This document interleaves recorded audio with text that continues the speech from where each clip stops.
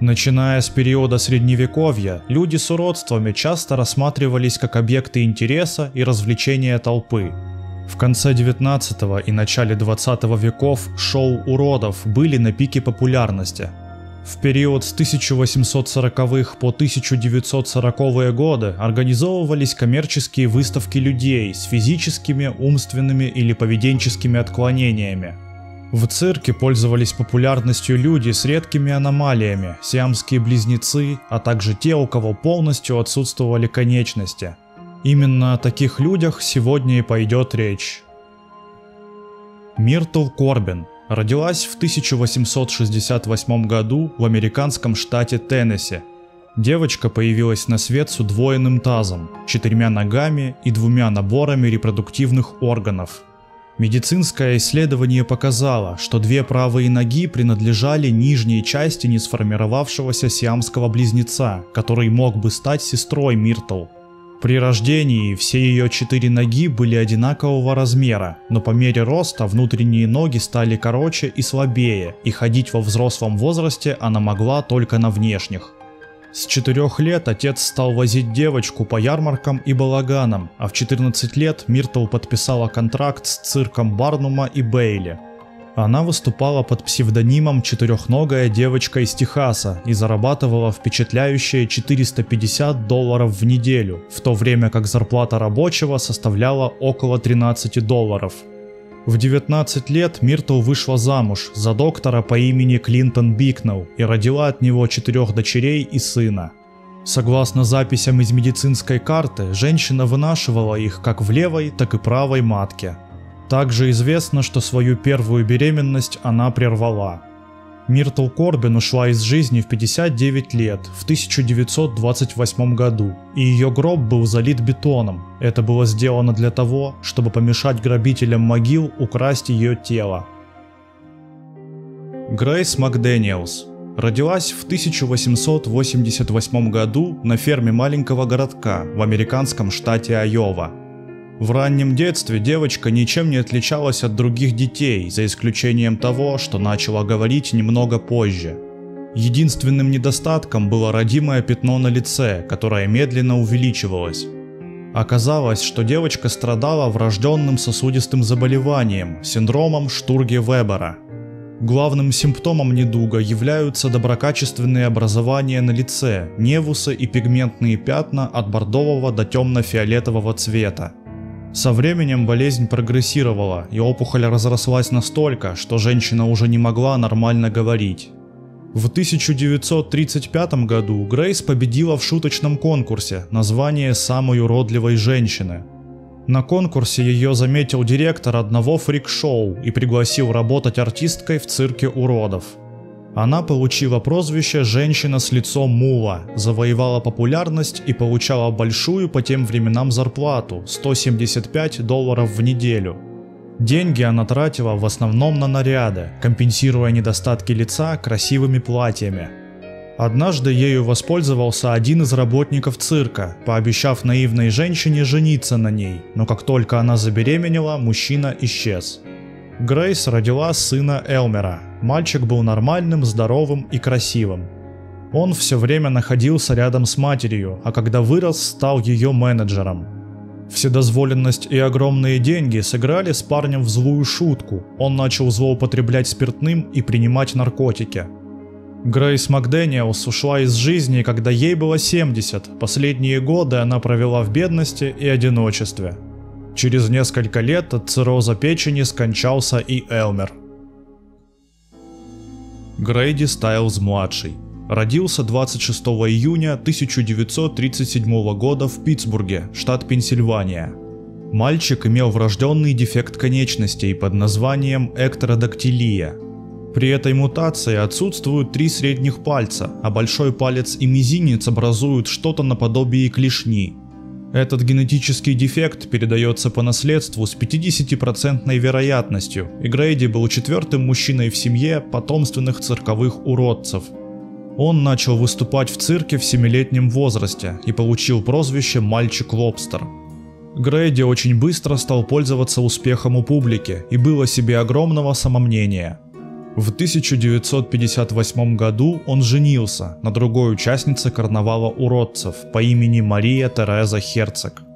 Всего он был женат трижды, его третий брак оказался повторным союзом с первой женой. У него было 4 детей, и 2 из них унаследовали врожденный дефект. Однако Стайлз не стал расстраиваться по этому поводу и превратил это в часть шоу, выступая с детьми в труппе под названием «Семья лобстеров».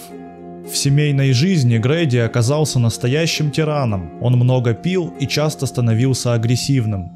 Из-за врожденного дефекта он передвигался на руках, что со временем привело к исключительной силе верхней части тела. Именно ее он нередко использовал для избиения жены и детей.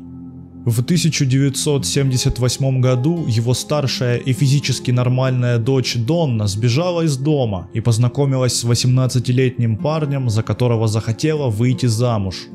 Вечно пьяный и злой Грейди выбор дочки не одобрил и за день до свадьбы, взяв в клешни дробовик, пристрелил несостоявшегося зятя.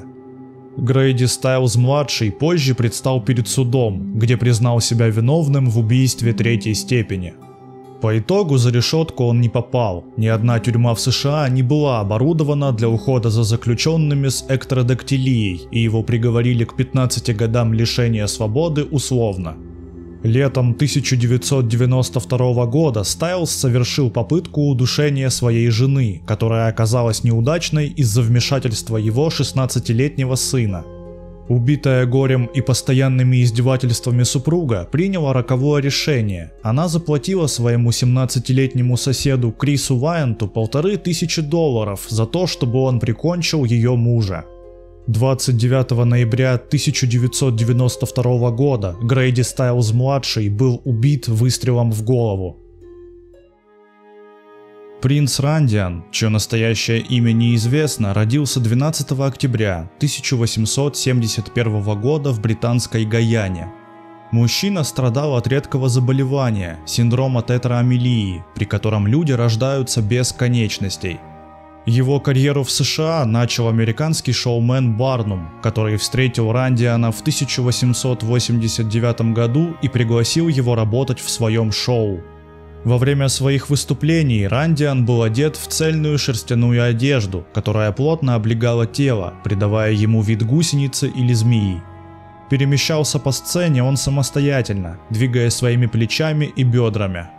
Его самой известной способностью было умение скручивать и зажигать сигарету, используя лишь собственные губы, но он также был способен рисовать, писать и самостоятельно бриться, удерживая бритву в специальном деревянном блоке. Рандиан проявил себя как талантливый плотник, он хранил все свои реквизиты в деревянном ящике, который самостоятельно изготовил. Мужчина мог говорить на английском, немецком и французском языках в дополнении к хинди, своему родному языку. Он женился в раннем возрасте на индуистке, известной как принцесса Сара. Она оставалась преданной ему на протяжении всей его долгой 45-летней карьеры. У пары было 5 полноценных детей, 4 дочери и сын, который позже стал его менеджером. Принц Рандиан скончался в возрасте 63 лет от сердечного приступа, всего через несколько часов после своего последнего выступления. Алиса Элизабет Дуэрти родилась 14 марта 1887 года в Миннеаполисе, штат Миннесота. При рождении лицо Алисы было покрыто светлыми шелковистыми волосами длиной около 5 сантиметров. Девочка появилась на свет с врожденным гипертрихозом, крайне редким и необычным заболеванием, которое проявляется в избыточном росте волос, не свойственном данному участку кожи. Ее отец был опечален состоянием дочери, но вскоре понял, что особенность ребенка можно использовать для хорошего заработка. Алиса начала свою карьеру на выставках в возрасте 2 лет. Родители начали показывать девочку за деньги в качестве диковины. Спрос оказался настолько высоким, что вскоре были организованы крупные туры на Среднем Западе США, и, кочуя из города в город, семье удавалось зарабатывать на комфортное существование. К 5 годам волосы на лице Алисы выросли примерно до 13 сантиметров, а к подростковому возрасту достигали до 23 сантиметров в длину. Когда Алиса стала девушкой, у нее появились поклонники, которые были не прочь заполучить ее в жены, но почему все эти ухаживания так и не закончились свадьбой, история умалчивает. В начале 20 века семья Доерти перебралась в Даллас, штат Техас, где и обосновалась. Алиса решила, что у нее достаточно средств, чтобы отныне вести нормальную и спокойную жизнь, и с нетерпением ждала окончания цирковой карьеры. В 1915 году она вышла на долгожданную пенсию, несмотря на уговоры родных и близких, привыкших жить за ее счет. Алиса Элизабет Доерти скончалась в возрасте 46 лет от бронхиальной пневмонии. Спасибо за просмотр видео. Ставь лайк, если было интересно. И подписывайся на канал. Впереди нас ждет много интересного.